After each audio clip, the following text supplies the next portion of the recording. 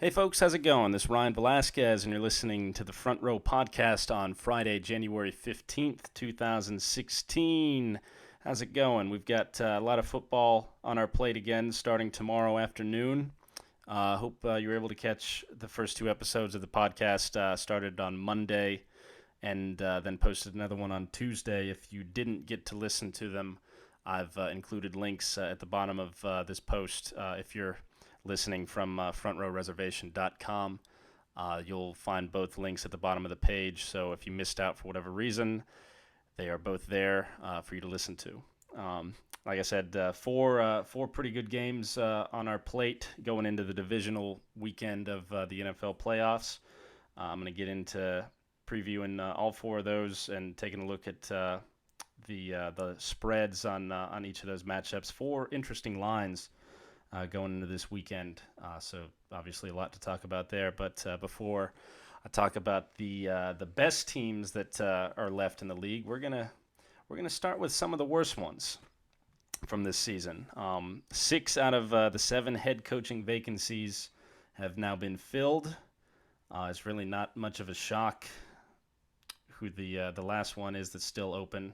We'll get into that more as we go along here. But yes. 6 of the 7 are full, and I like several of them. Not so sure about some of them, but we're gonna start. We're gonna start at the top, and I'll tell you what. Say what you want about what happened this season, but I think Chip Kelly to the 49ers is undoubtedly the best hire out of this whole group. I think that it's real easy to get caught up in all the social media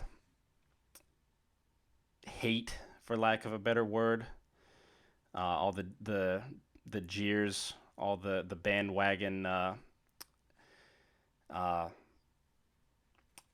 jeers. I guess that's a good enough word. I don't know. Just it's so easy to forget about everything that he accomplished in his first 2 seasons and everything he did at Oregon before that. To get too caught up in one season and then just throw his resume in the garbage can. If one season you think is enough to determine that Chip Kelly can't coach anymore, I think you're out of your mind. Chip the GM didn't do Chip the coach any favors. I'm not sure what was going through his head with some of those off-season personnel decisions, but I'm not ready to throw his coaching ability out the window simply because of a poor showing from an administrative standpoint. Keep in mind, first 2 seasons in Philly, he won 10 games, 10-6 both years. Made the playoffs the first one, and would have made the playoffs in 2014 if the best 6 teams were picked to go to the postseason as opposed to division winners getting the nod. And he did that after taking over a team that was 4-12 in 2012 in their last year under Andy Reid. That team was a mess. So he takes over a roster that really was lacking, especially on the defensive side. I think the offensive line was having some problems at the time. And he comes in and turns that offense completely around. Turns Nick Foles into a hot commodity at quarterback. I mean, look at what he did this year. Look at how far he fell 1 year after leaving that system. He couldn't even beat out Case Keenum for the starting job at the end of the year. So don't tell me about Chip Kelly not being able to coach quarterbacks or offense or any of that stuff for that matter. Because you don't just forget about that in one season. That doesn't just go away. And he's inheriting a pretty good roster in San Francisco. They've lost, obviously, some key pieces. Patrick Willis retired. He lost a couple of guys to free agency. Several guys retired. Who was it? Anthony Davis, Justin Smith, I can't remember his name, the young linebacker that retired last year also. But you got a lot of those pieces from the defenses that were so good in those during the Harbaugh era. Most of those guys are still there, and I think Colin Kaepernick, he's another one that's easy to kind of throw out the window after two disappointing seasons, and they were bad. He got exposed for not being able to throw from the pocket, and his productivity kind of just disappeared from there, which that's kind of the way it is for quarterbacks in the NFL. But I don't think that I think throwing him out the window is a mistake as well. We've seen a lot of quarterbacks over the years, just a coaching change, a system change, what have you. That's all it takes to get that fire back underneath him. I mean, look at what Carson Palmer's done in Arizona. He after he got traded to the Raiders, the Bengals were done with him. They thought that they'd seen all that they needed to see from his productivity standpoint. He goes to the Raiders and does what everybody does when they wind up with the Raiders. Although not anymore, but that's a different story. Unfortunately, the Raiders are getting better.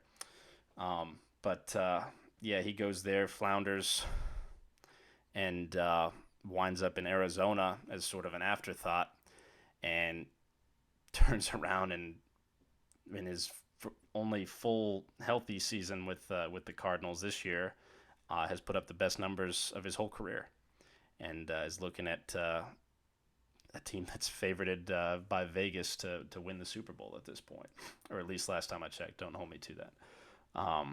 But yeah, so if Chip Kelly can come in and convert, not convert, but put Kaepernick into that system that he's run so well with a lot of quarterbacks that fit that mold,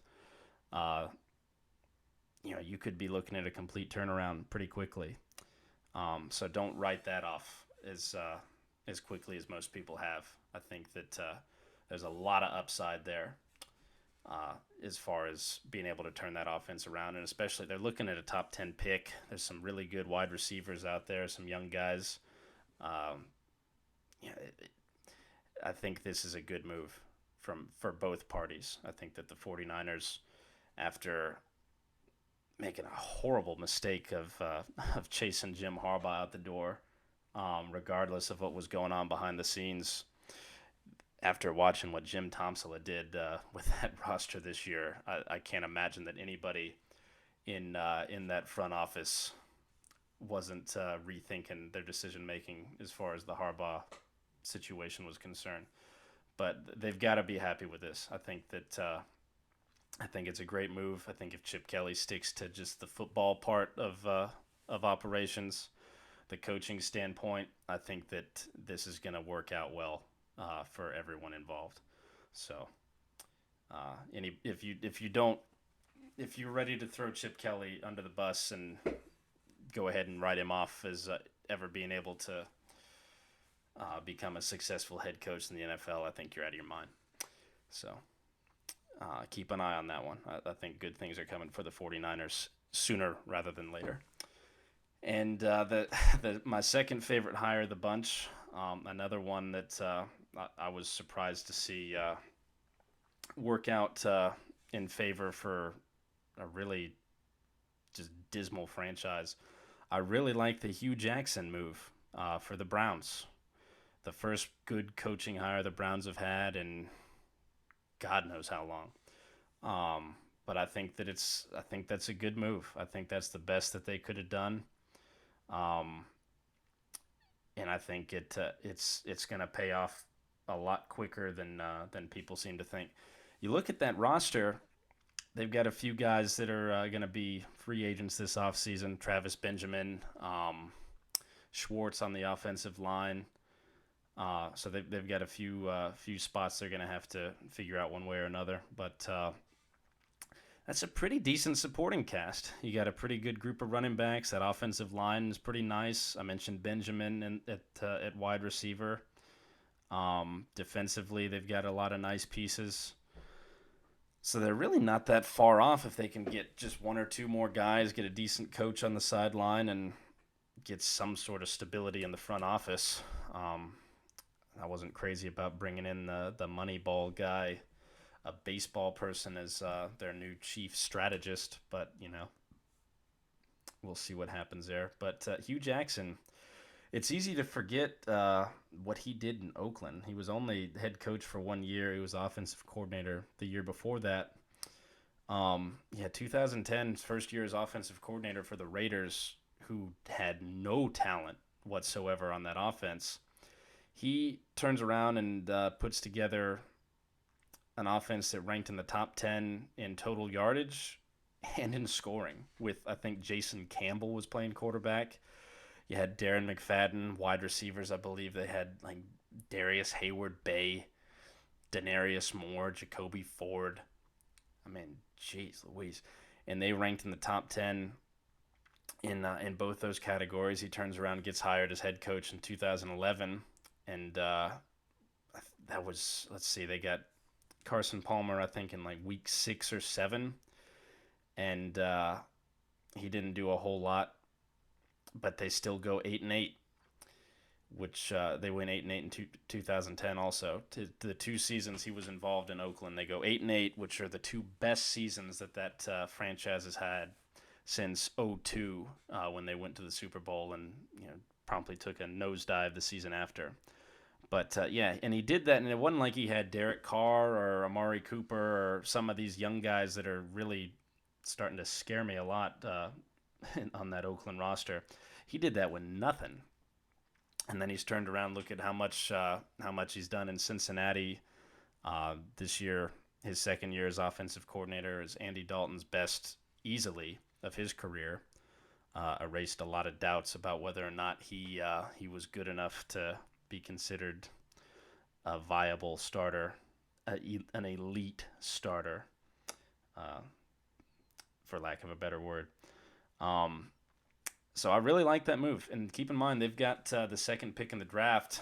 I imagine Johnny Manziel is not going to be on the roster much longer, which is really a shame.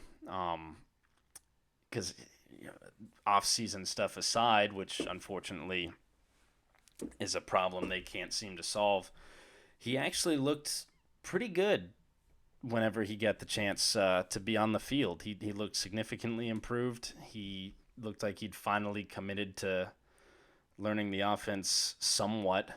Obviously not as much as you would have liked based on what we're hearing about what was going on off the field. But he started to look the part a little bit, especially after looking so bad the year before. So that's a real shame to see that potential for success in Cleveland go straight out the window. I don't think there's any way that he's coming back, and probably for the best. I think they're making a smart decision to move on there. But keep in mind, they've got that number 2 pick. I imagine they're going to use that on Jared Goff or Paxton Lynch. Depends on which of those 2 guys moves up the list quickest leading up to the draft, which obviously until the end of April, so there's plenty of time for that to work itself out. But both of those guys have a lot of upside. 2 big guys, and obviously we've seen what Hugh Jackson can do with young quarterbacks. They're going to have a decent supporting cast around him if he can put together a solid assistant coaching staff, which I imagine he will. I think that the Browns, believe it or not, are going to actually be in a pretty nice situation there. So keep an eye on that one. I really like the way that shaped up for Cleveland. And I think that there's definitely a lot of upside there for a franchise that has had zero upside since the late 80s probably. So that's my second favorite out of the two. The second favorite out of the 6 hires that have been made so far. Now the next 3, I think you're looking at sort of a tie, I guess, at best, between the Dolphins, the Giants, and the Eagles. Although I'd put the Giants just a tad bit lower on that list. Whenever you're hiring a first-year head coach, a guy who's worked his way up the assistant ladder, Say what you will about their resume. I mean, you look at what each one of them does. All three of them have done a lot of good things. That's Adam Gase in Miami, Ben McAdoo with the Giants, and Doug Peterson going to the Eagles after the Chiefs season is finished. Um, you don't know how a career assistant, is going to translate into that head coaching role until you actually see it. Again, all three have done a lot of good things. Adam Gase obviously has his name on that Denver offense that made a Super Bowl, set all kinds of records with Peyton Manning and all those guys. Peterson's done a good job in Kansas City. Those guys much better offensively this year after really struggling. What was it? They didn't have any wide receivers catch a touchdown last year, I believe. They've bounced back. They're playing really good football right now. And McAdoo's done a good job in New York. Eli Manning's put up two of his best seasons of his career the last 2 years. So obviously a lot of upside with all three of those guys, but you just don't know.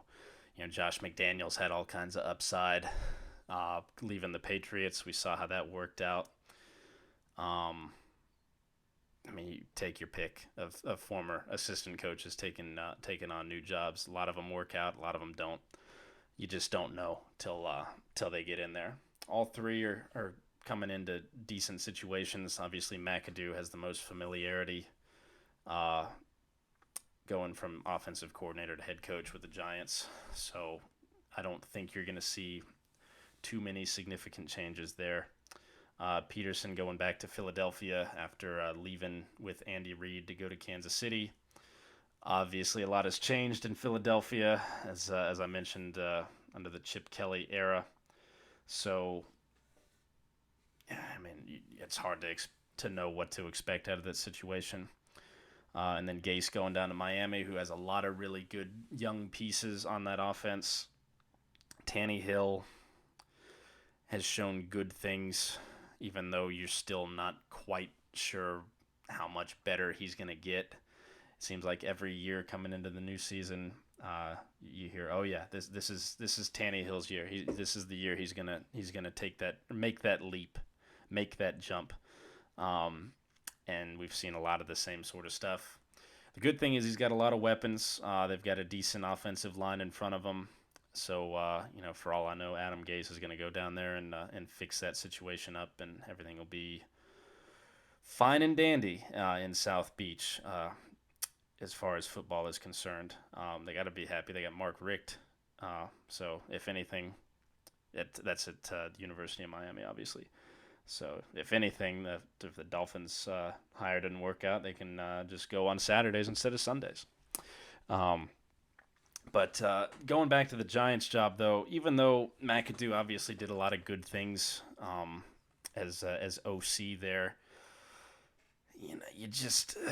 you're really taking a big risk downgrading from a Tom Coughlin who, even though the past few years have not been ideal, has obviously proven that he's one of the more accomplished head coaches in this league. Winning 2 Super Bowls after having to play your way out of the wild card round, beating some really good teams along the way. I mean, I understand trying to, the "what have you done for me lately" approach, but you better be sure if you're moving on from a guy like that. So keep an eye on that situation in particular out of those three jobs. Now, there was one other assistant promoted to head coaching role, and this one I did not like very much at all. That would be Tampa Bay. They promoted Dirk Cutter to head coach and decided to move on from Lovie Smith. And this one, I understand wanting continuity for your young quarterback, not wanting to change systems on him too quickly, and it did appear likely that Cutter was going to get consideration. Well, he got consideration from multiple other jobs, but it appeared that he was on his way out if they didn't want to keep him.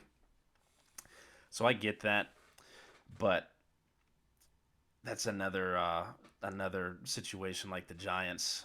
Um, you're getting rid of a guy who's only had 2 years to turn around a complete mess of a franchise. I mean, he took over a really, really bad team after Greg Schiano left, and after going 2-14, Lovie Smith turns around and goes 6-10 in his second year with a rookie quarterback. And started out 6-6. They had a chance to make the playoffs down the stretch. A lot of good things in Tampa. A lot of people thought he was a good candidate for Coach of the Year in his second year. So you're ready to pull the plug on that for a guy who has never had a head coaching position in the NFL, who's done some good things as an assistant. He did a good job in Atlanta, and it was off to a nice start with Jameis Winston. But then on top of that, has for whatever reason is 100% anti-analytics, is very blatantly anti-analytics. That's who you're going to trust to run your franchise. Now, I understand that it's not all one or the other. Anybody who says that statistics, data is the only way to go about coaching a franchise, obviously that's not all that goes into calling plays and game planning and what have you. But in this day and age, when data plays such a big part in in the day-to-day operations in every sport that you're in at the highest level, to have the face of your team going on a rant this fall. I mean, if you didn't listen to the interview, it's on YouTube. You just got to go type in Dirk Cutter Analytics. To go on a tirade like that over something that's become so widely accepted by the best minds in this game, I don't want that guy running my team. I just don't. I think somebody who's living in the past to that extreme and is so unwilling to accept any sort of forward thinking as far as game planning and winning football games is concerned, that's just a major red flag to me. So, if that's really who you think is the best guy to run your whole operation down there, good luck with that. But yeah, that takes us to the only job that has not been filled, and that would be the Tennessee Titans. Though all indications are that they are going to hang on to Mike Mularkey, who was promoted to the interim position after they fired Ken Wisenhunt during the season, and proceeded to finish up 2-7 in his 9 games at the helm for the Titans. So if that is indeed the direction that ownership is heading in Nashville, I think that just goes to show you that winning football games is not high on those folks' list. And it's really sad because that's a team that's whiffed on its last 2 quarterbacks that they've drafted, 2 pretty highly touted names, but seems to finally have that guy. Marcus Mariota, if you watched him this season, I don't know how you can't feel optimistic about what he's got coming in the future. And he put up some of the best rookie numbers we've ever seen from a quarterback with virtually no help on that offense. Their running backs are terrible. Wide receivers, Kendall Wright, the only halfway decent one on that roster, missed significant time with a knee injury. That offensive line was just god awful all season long. Just horrible, just so bad. And and he still managed to put up a pretty solid rookie stat line. What was it? I think he went over 4 touchdowns in a game. What was it? 2 or 3 times? Multiple times.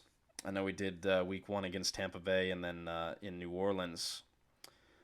But aside from Delaney Walker, that guy had nobody to throw to, and he had no protection. That's why he missed the last few games. He was running for his life the whole time. Finally got whacked and had to sit out with a injured knee, I believe it was. But I think they've got a guy who can become a franchise quarterback, Super Bowl caliber quarterback in this league. And when you've got that guy, finding a head coach who can come in and get that roster the way it needs to be is pretty attainable. Um, and for whatever reason, they're gonna wind up with a guy who Mike Mularkey, who in his career as a head coach, which I believe spans 4+ seasons, has gone 18-39, and 9 of those wins came in 2004. So over his last 41 games, he has won 9 of them, 9-32 in his last 41 games, and he is about to, in all likelihood, get a head coaching job on what is undoubtedly the worst franchise in this league. So, Titans fans, I feel for you. It's that's a shame if that's the direction things are going. You still got your quarterback. You got the number 1 pick in the draft, but if that is indeed who the Titans plan on putting in charge of that operation, then you got a tough road ahead. So anyway, that's my 2 cents on the new head coaches in the NFL. But anyway, let's move on to the good the highlights of the professional ranks. We've got 4 pretty interesting matchups coming up here over the next 2 days. And I can't remember the last time that all 4 really felt like they could go either way in the second round. You always seem to get 1 or 2 that where you feel like the home team is probably going to be going down, that's vulnerable.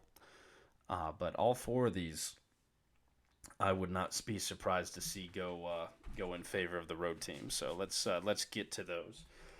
First up, we've got Saturday at I believe 4:35 kickoff, sometime around then. You got Kansas City going to New England, and I think the Patriots are going to win this one, but I don't think they're going to cover the spread. I think that the Chiefs plus 4.5. Excuse me. Chiefs getting 4.5 points. I think they're going to cover that. I think this one is going to come down to a field goal. The Chiefs are just playing so daggum good right now. That defense has just been lights out, and I think that's a big mismatch on New England's side. That offensive line, you get it appears Sebastian Vollmer is going to start. I think Klein's in line to start at guard also. Trey Jackson is not going to play, but that's a beat-up O-line, and this is not your ideal opponent when your quarterback is Tom Brady. I think that pressure is going to be tough for the Patriots offense to overcome. It doesn't help that Rob Gronkowski is in all likelihood going to be playing with a banged-up knee and a banged-up back. In all likelihood, as I said, it does appear that he is going to play, but all reports this week have been that he's getting some serious treatment for both of those injuries. So he will not be 100% if he suits up, as it appears he will. You got Julian Edelman and Danny Amendola expected to play. They've both been limited at practice this week, but it does appear they're both going to be on the field. So that can't hurt, but neither one is 100% either. So the Patriots are hardly going to be at their best against a team that is absolutely playing at their best right now. But I think that the Belichick versus Andy Reid matchup is what this one's going to come down to, um, especially being in Foxborough, and I just don't see that one going against Bill Belichick. I think that he's going to find a way to game plan enough to give the Pats enough of an edge to get out of this one. I think it's going to be really close though. I think they're going to be it's going to be a field goal into the game touchdown type of game. I predict it'll be 21-20. New England gets away with this one in Foxborough and moves on to the AFC Championship game. Next matchup. Tomorrow night, Saturday night, you got Green Bay traveling to Arizona. Cardinals are favored by a touchdown in this one, which seems a little high to me. And I don't think that they're going to win by 7 points. I think that the Packers are going to cover that, getting 7 points.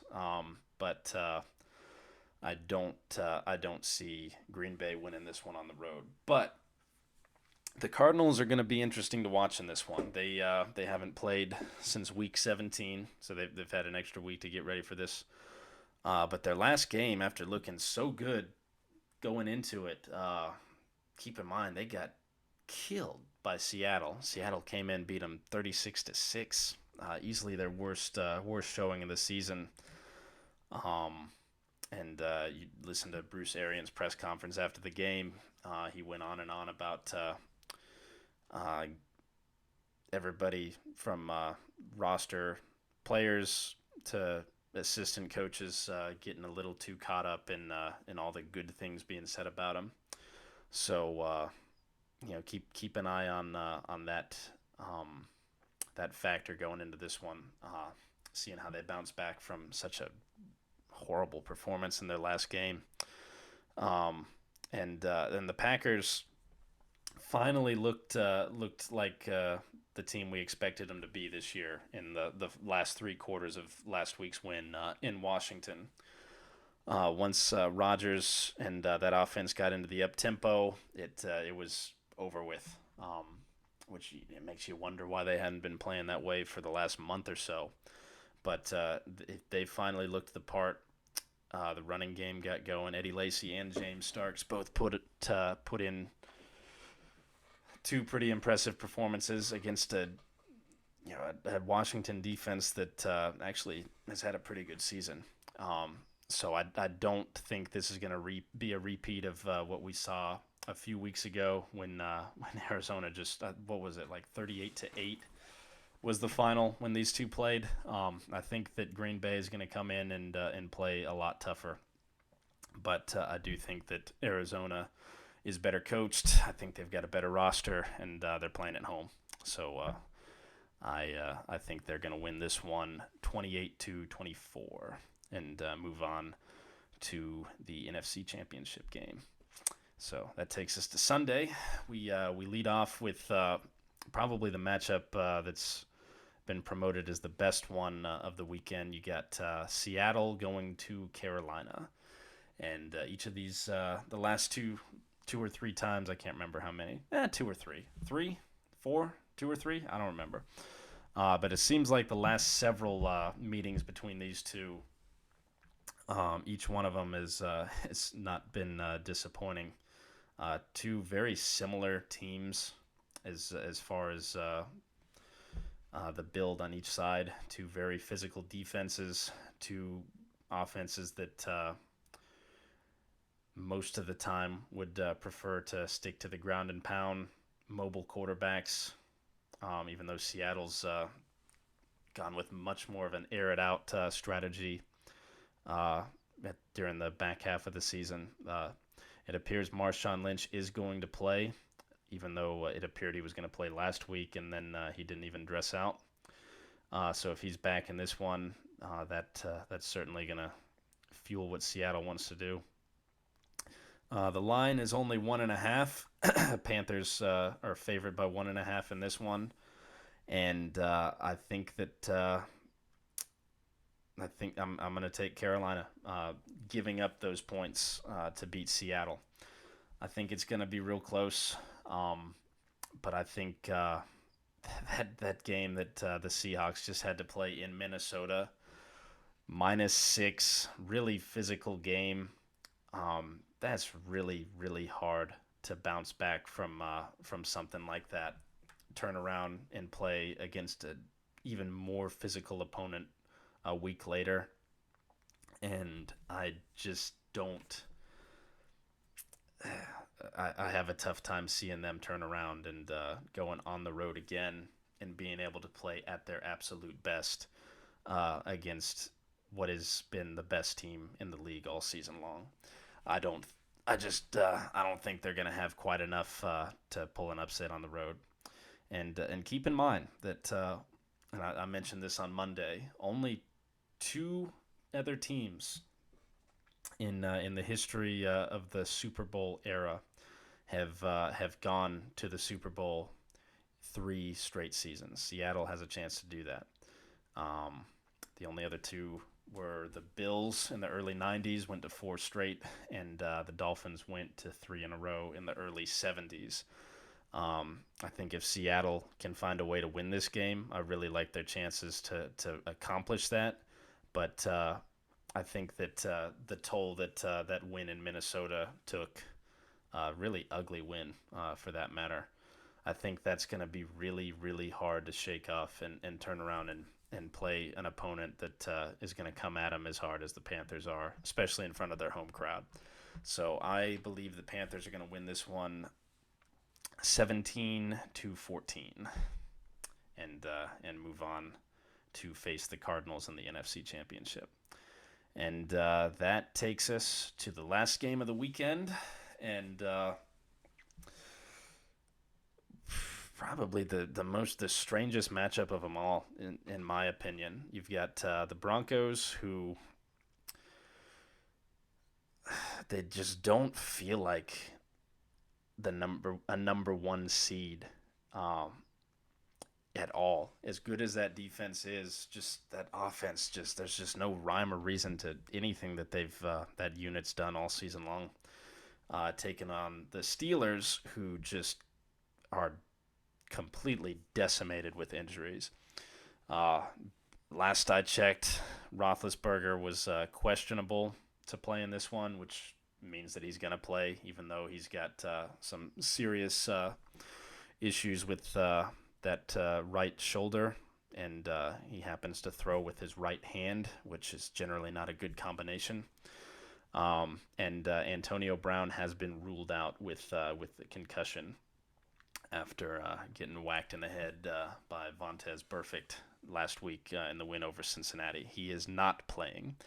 So the Steelers are just going to be completely without just about every playmaker on that roster. They already lost Le'Veon Bell for the season earlier in the year. D'Angelo Williams is banged up. I just don't know where the points are coming from on that offense. So because of that, even though I think a 9-point advantage for the Broncos is extremely generous, because I'm not convinced that Peyton Manning's not going to go out there and throw 3 picks and have 2 of them return for touchdowns, and them not being able to regroup and come back when they're virtually having to pass just about every play.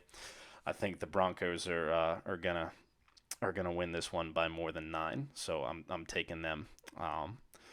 As far as the Vegas spread is concerned, I think the Broncos, even giving up those 9 points, are gonna beat the Steelers simply because they're just gonna be. There's just nobody on that offense who can do anything. Ben, you saw him at the end of the Bengals game. He can't throw the ball beyond 10 yards. So if the Broncos defense puts 8, 9 guys in the box, as I imagine they probably will, I'm just not sure how they're going to move the ball. So barring a complete meltdown on offense for Denver, I don't see how the Steelers are going to be able to put up much of a fight in this one. So I believe the Broncos are going to win this one 21-9 and advance to face the Patriots at home in the AFC Championship, which just is baffling to me that this is one of the worst Broncos teams that I've seen over the last 10 years, up and down. That defense is fantastic. That might be the best defense I've ever seen uh, on Denver's side in all my years as a Broncos fan. But that offense is just horrible. They've had good games, but you just week in and week out, that offensive line is being held up by a paperclip and a rubber band at this point. Yeah, Peyton Manning, we haven't seen aside from that second half against the Chargers, who were horrible. That's a pretty bad litmus test to see how much he's improved since that meltdown against Kansas City. He was horrible before that against really bad opponents. I mean, if you look at who the Broncos have beaten this year, it's a really sad lineup. I mean, really, it's just mind-boggling that this team could somehow back its way into the Super Bowl. But it's on the table, and if it does, I'll be happy as can be. It won't bother me any, but it's confusing. It's been a very confusing season. So that does it for today's episode of the Front Row Podcast. Like I said, if you missed the last two, I've included links to each of them at the bottom, or you could go to the YouTube channel, look them up there, SoundCloud channel. This podcast is available on both of those platforms. So should be a good weekend of football. Those are my predictions, and I am sure that they'll hold up perfectly, since my predictions always do that, except they don't. But anyway, that does it for today's show. I'll be back. Should have a recap of the weekend posted sometime on Monday, so keep an eye on that. And I'm going to try to put up a column this afternoon breaking down these matchups with a little bit more depth. And so keep an eye out for both of those. So anyway, thanks for listening. Y'all have a good weekend.